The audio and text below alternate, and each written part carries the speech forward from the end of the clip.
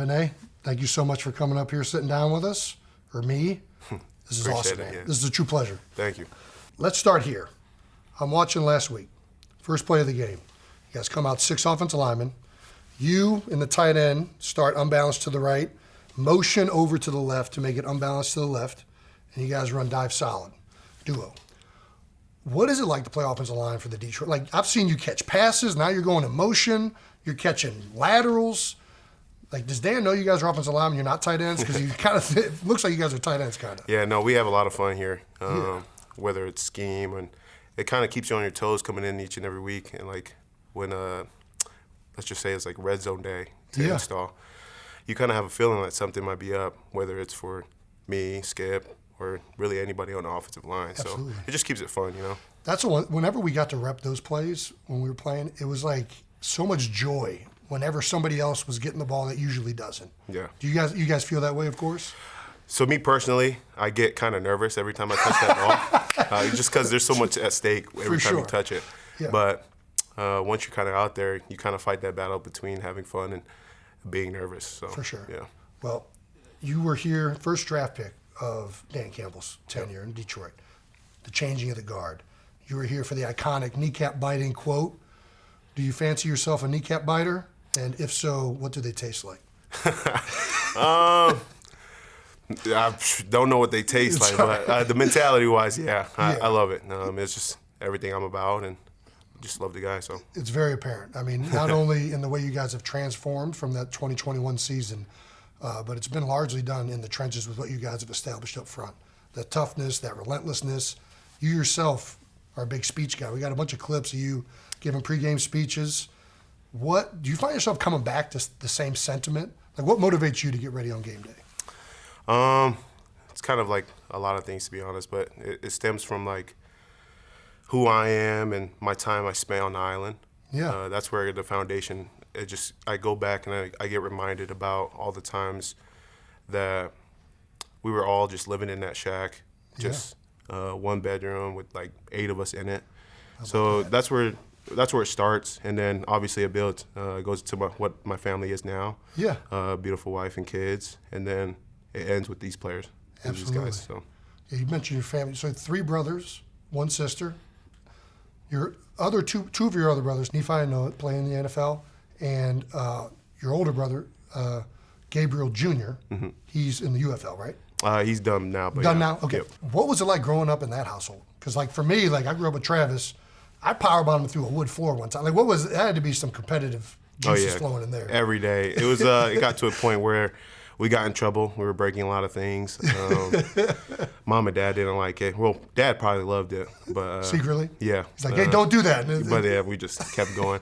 But yeah, no, it was a lot of fun. I give credit to like those days when we were all just roughhousing every single day to really who I am today. So. Yeah. Do you get more joy out of getting another All-Pro, or seeing an accolade for Nephi or Noah or Gabriel? Like, what do you? No, definitely my brothers. Right? I find especially where they're at right now in their point of careers. Yeah. I think it's just their turn, and they're finally starting to get more reps, especially my little brother Noah with Chicago. Yeah. So every time I see them doing good, it just means more.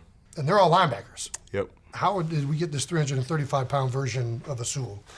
Yeah, there's a funny joke along the, I guess, family saying I would just steal food off of their plates and just eating all the leftovers? Whatever leftovers, it's just being shoveled to me, and I ended up just eating it. But no, it didn't start that way. I mean, Nephi was like a running back safety body. Okay. And then, well, my little brother's always been big, so he's always been a linebacker. Were you always a lineman?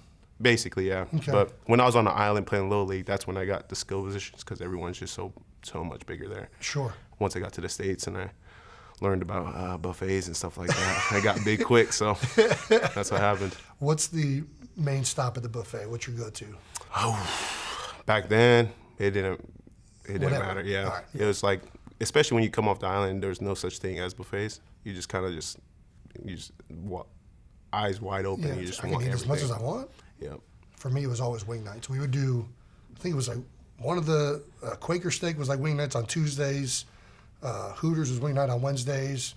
And then there was another one that was wing night on Thursday. We would literally go 3 days in a row and eat all-you-can-eat wings. Yeah. No, I just became like a wings fan, to be honest. Really? I didn't really like it. Not a big fan over there? So I was a really boneless guy until I really You got to got the in. Come on. Yeah, no. And then I learned there's an actual difference. You flats are a guy drum. now, yeah. Come on now. There you go. He's on the good side. I don't know how it is for you when you're doing the speeches. I used to do speeches in Philly.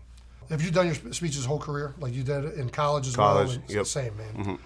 For me, sometimes I would do them, especially later in my career. But dude, I just wasted so much energy trying to write all these guys up. I'm trying to get my own energy back. Does it ever feel like that when you're doing them?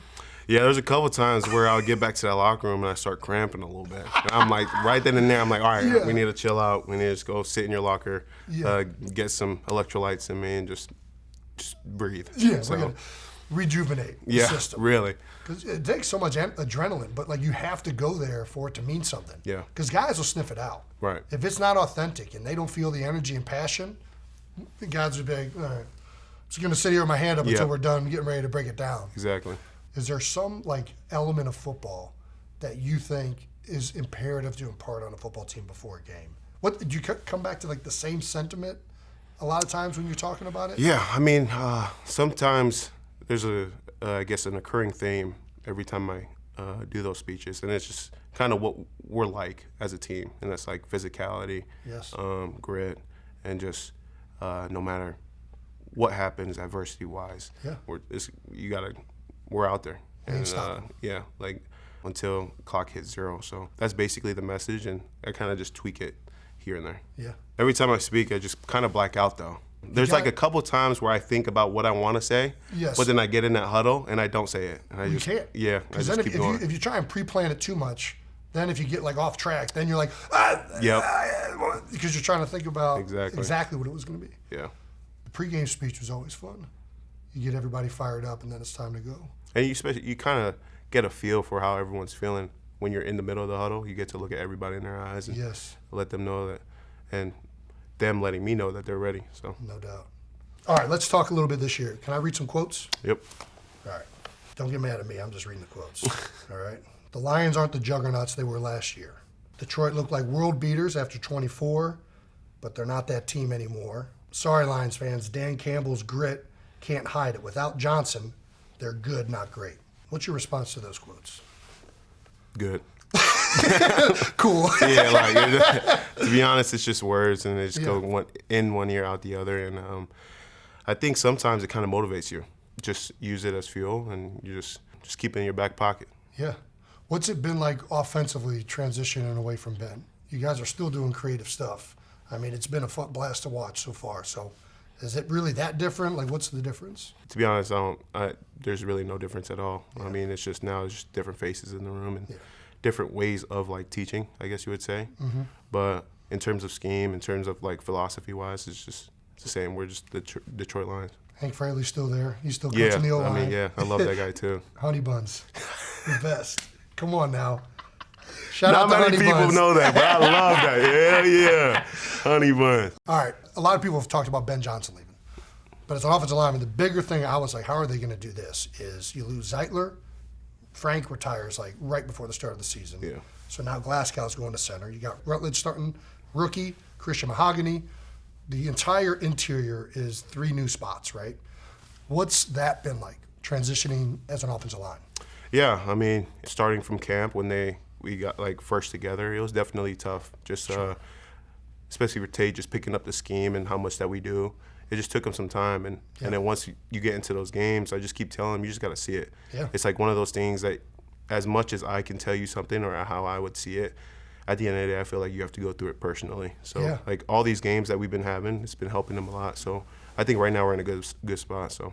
Is there anything you try and do playing next to a rookie? Like what do you change about? Like, is there more communication? Like anything? Yeah, over communication is what we say. Just because at the end of the day, there's no need to hide anything. If they know what's coming, good. They still have to stop it. We just constantly always have to be on the same page. And I tell him like right before the snap, if he needs anything, just yell it. Yeah. I'll just yell it. Where are we going? Yeah, it could be right when our first step is about to happen. Yeah. Yeah, just no matter what, we got to be on the same page. Most important. You've been in Detroit your whole career. Did you grow up a Lions fan? I saw somewhere that you were a Lions fan growing up. Yeah. So how was that? To be honest, it was crazy because we were on the island, and then one of my friends at the time, he had an Xbox. And if you have one of those, you're just that guy. Oh, yeah. So we went over every single was your time, me and my favorite older. I think it was Madden 06. Madden 06. Yeah. I was playing between Philly when they had Westbrook at running back. I forget his first name. And then Right. Donovan at quarterback. Yeah. But then I found out about the Lions playing Madden, and my brother was playing with the Vikings. And that's when I fell in love with the Lions. I love it. They had Stafford, Pettigrew, Javid Best, Megatron. Megatron. Yep. So they had like a lot was a of fun guys. offense. Yeah. Yeah, So air it out. exactly. And that's when I fell in love with them. So you've been in Detroit your whole career. What would it mean to this city to bring a championship to it?